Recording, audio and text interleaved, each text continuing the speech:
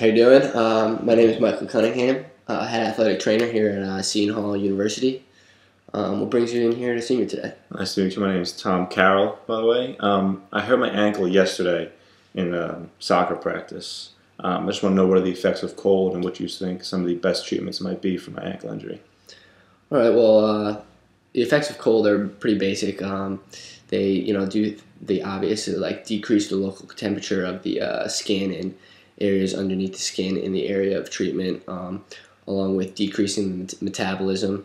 Vasoconstriction of the arteries and capillaries are seen when you use a cold treatment on the body. This vasoconstriction all leads to decreased blood flow and decreased nerve conduction or firing velocity, which also leads to a decreased amount of lymphocyte and phagocyte delivery, which attacks the area through inflammation, which we're trying to control with ice and decrease the inflammation. And this this decreased lymphatic activity also goes along with venous drainage and how it just kind of decreases the amount of venous drainage. So it's kind of like slowing the process down inside the area of treatment, and along with decreasing muscle excitability, muscle spindle depolarization, and the formation and accumulation of edema are obviously the main effects. Wow, that was great, very informative. Now, in my other leg, I'm dealing with a little bit of tendinitis kind of right above my ankle. I think it's my tibialis anterior, if I had to pick one. All right. And well, just want to going back to your ankle sprain, if I was going to talk about types of treatment and what are the best ways we could treat that acute injury, I would really start with you want to put a cold compress on that area with some compression and elevation along to get rid of the immediate swelling. Hydrocollator packs are good, although these are a little different than a regular ice pack because you have to use a towel around the outside, watch for frostbite. The temperature of the ice packs are a little bit colder than a normal ice bag would be. But in terms of other treatments, obviously ice pack wrapped around with compressive forces would be most beneficial. Obviously, I mentioned elevation, along with cold compression units such as Game Ready. There's cryo cuffs, which compress the area, along with introducing a cold treatment. And then the usual ice immersions, in a cooler bucket with ice water. Put your foot in there. The issue with that right now is because we're in the acute stages. I don't really like having your foot down in an ice bucket because of gravity-related issues. Swelling will obviously follow gravity's forces. And now you mentioned in your other ankle you have tibialis anterior pain, you think? Yeah. So that's more of a chronic issue, maybe a little tendinitis. So for that, some of the treatments I would use are an ice massage. You could fill up a cup, freeze the water in a cup, rip off the edges, and really, 15 to 20 minutes, really dig into the tendon, and kind of just almost like you're irritating it, kind of flicking back and forth, really rubbing up and down on the tendon, and getting that deep massage and cold therapy. A lot of times you'll see a more localized and small area be better off with an ice massage because it can cool the area a little bit better than an ice pack, which is kind of more of on a surrounding tissue with not as localized of a tendon or a specific spot. Obviously, once we get through these initial couple of days, like I said, your ankle, you can introduce stuff like cold whirlpools, which can be beneficial for your tibialis anterior pain. It produces a circulation in the water, along with having that constant cold and surrounding cold around your ankle and foot, and this could be beneficial to a more chronic issue like your tendinitis you mentioned. If that doesn't work, one of the other things we can try is a contrast bath, going back from cold to a hot bath.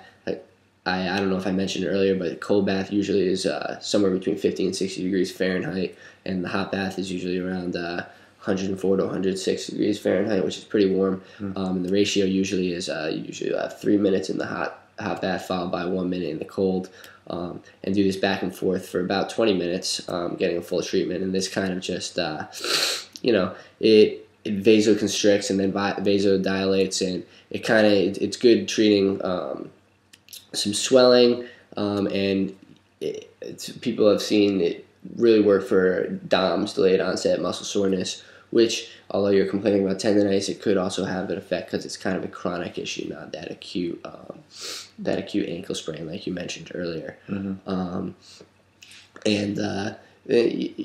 you mentioned, the tendonitis. Another good thing about tendonitis is, or not a good thing, but another way to treat the tendonitis is using like a cryokinetic kind of treatment where we can really numb up the area, that tendon that's irritated, and then we can go through full range of motion. We're kind of trying to continue and work on your range of motion and make sure you don't lose that while resting it and treating it, and along with treating the inflammation through cold therapy.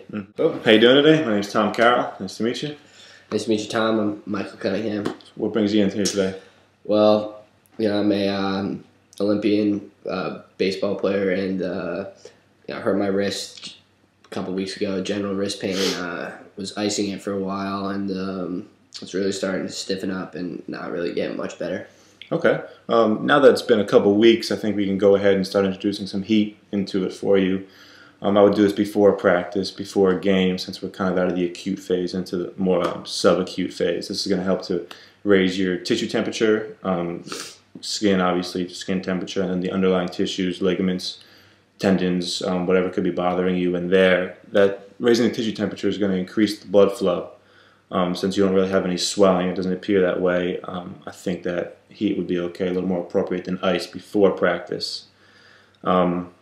This could help to decrease some of your pain, as it will take away your stiffness and make you a little more functional. It can heating it was going to increase the extensibility of the collagen fibers on a micro level, which will help to loosen you up a little bit and hopefully take away some of that pain.